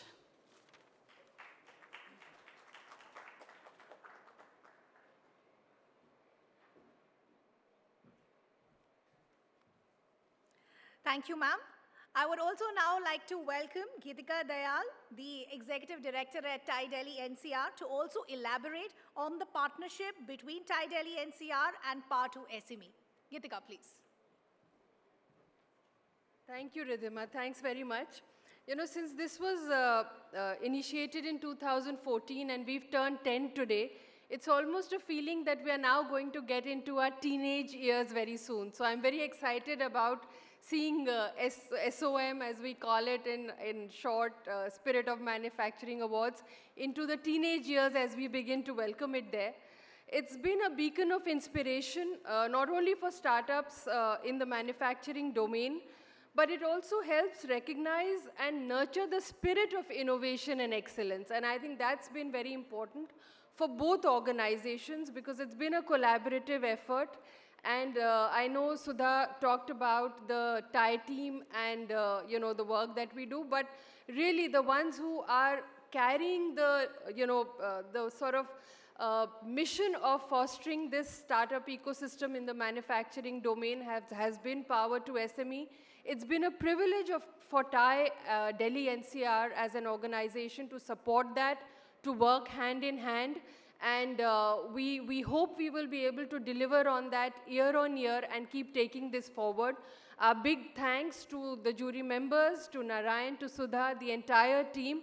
And thank you all to those who apply each year. And we hope you will have some takeaway from it every year when you apply. You get feedback, you learn, and of course you get recognized and move on in your journey. So thank you for having me here.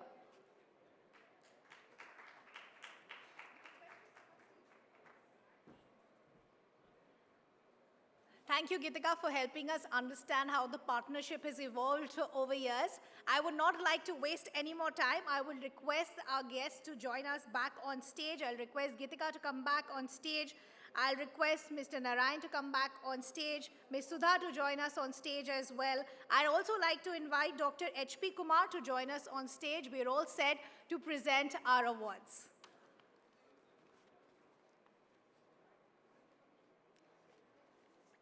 Let's get straight to our first category.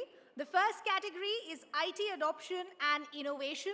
The nominations are Hawaii Adda Aerial Innovations Private Limited, Dynap Solution Private Limited, Larkai Healthcare Private Limited, InnoWings Private Limited, and Finara Technologies Private Limited. Let's give it up for all the nominees first.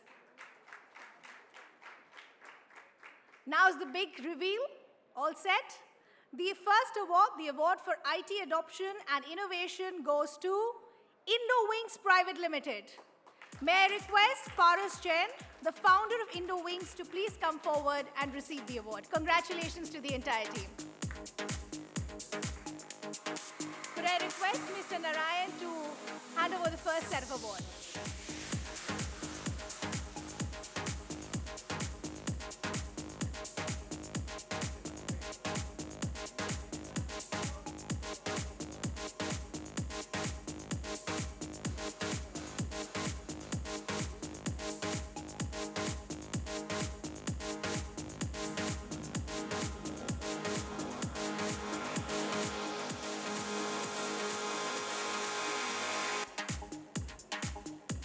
Congratulations once again.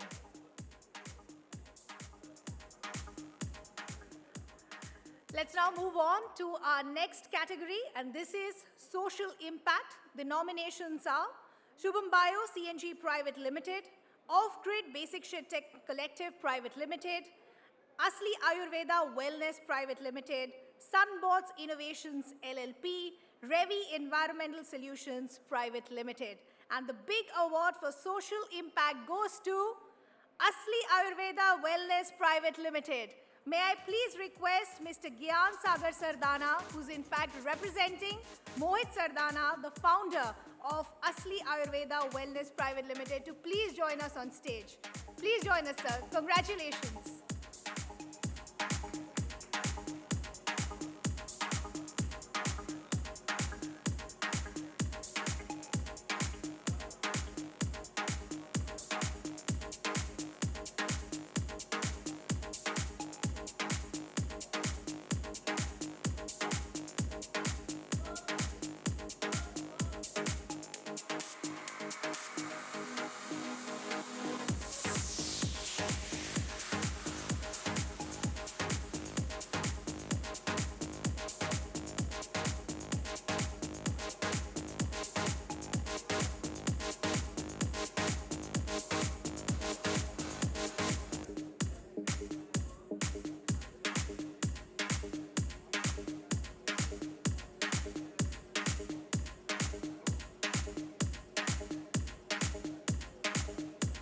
Congratulations, sir.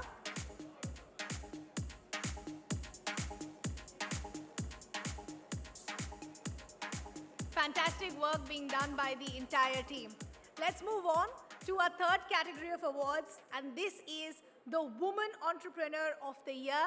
The nominations for this award are Myrika Healthcare Private Limited, Barbrew Beverages Private Limited, iGrow Energy Private Limited, Dirtle Innovation Labs, and Beauticiela Products Private Limited. And the big award, the award for Woman Entrepreneur of the Year, goes to iGrow Energy Private Limited. Huge round of applause, please. Could I please request Tuti Sidhu, the founder of iGrow Energy Private Limited, to please come forward and receive the award. Congratulations to the entire team.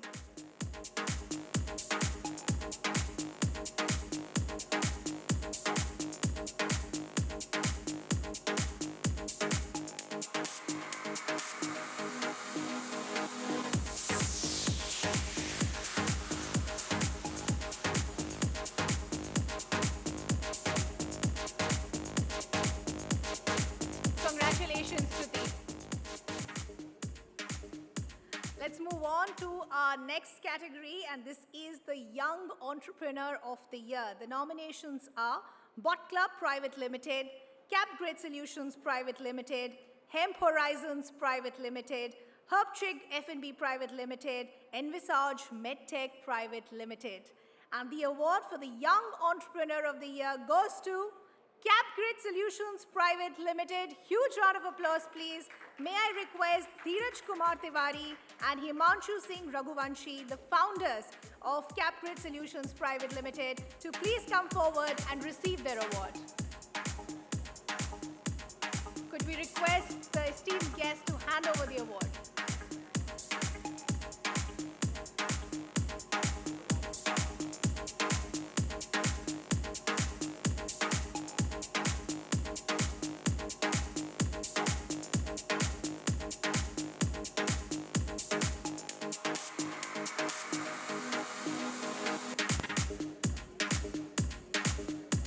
Congratulations once again. And we're not done yet, because the jury had a very tough call in their hands, a very tough decision that they had to make. And that's why we have another special award, which is the Jury Choice Award, and that goes to Babru Beverages Private Limited. May I please request Ruchi Gupta to come forward and receive this special award. Huge round of applause, please.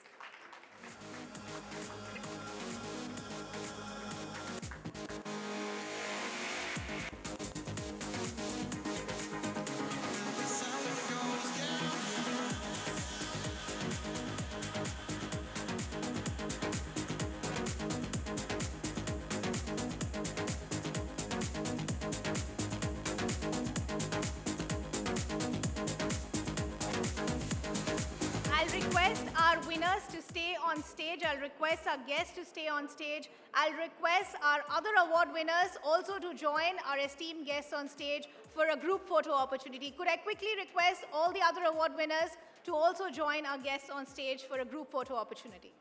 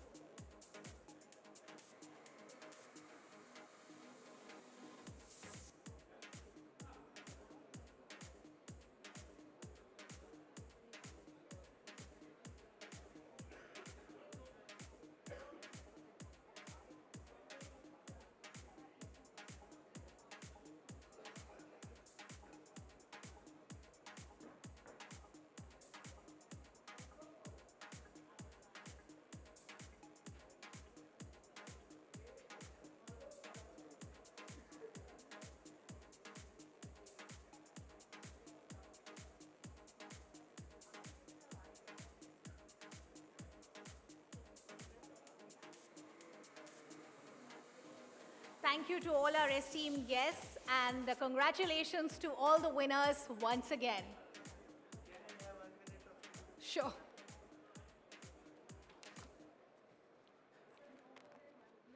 Only 1 minute. Good evening, everybody. And though I'm being awarded on behalf of my son, yet I can say, Father is the only creature on the earth who feels very happy when he sees his son above him, not anybody else. If I talk about my son, he's really a blessed child, very passionate, very hardworking, very daring as well. Though he is an electronics engineer, but he is disciple of Sadhguru, and he trusted him to produce asli products in Ayurveda.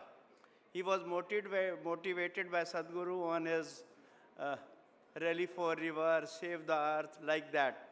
And that diverted him totally. And since 3-4 years back, he is creating a very good platform for asli products. I wish him all success, and I'm very thankful to this TiEcon, the new Bharat, for creating such a nice platform for success of startup. Thank you, everybody. Thank you, God. Thank you, Sadhguru. Thank you so much. Thank you so much, sir.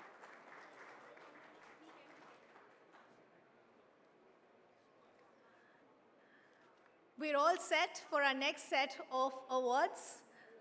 We would love to hear from all of you. We would love to hear if you could tag us on our social media platforms. The hashtag is @TiDelhi so that we could see all the activity that all of you are up to as well.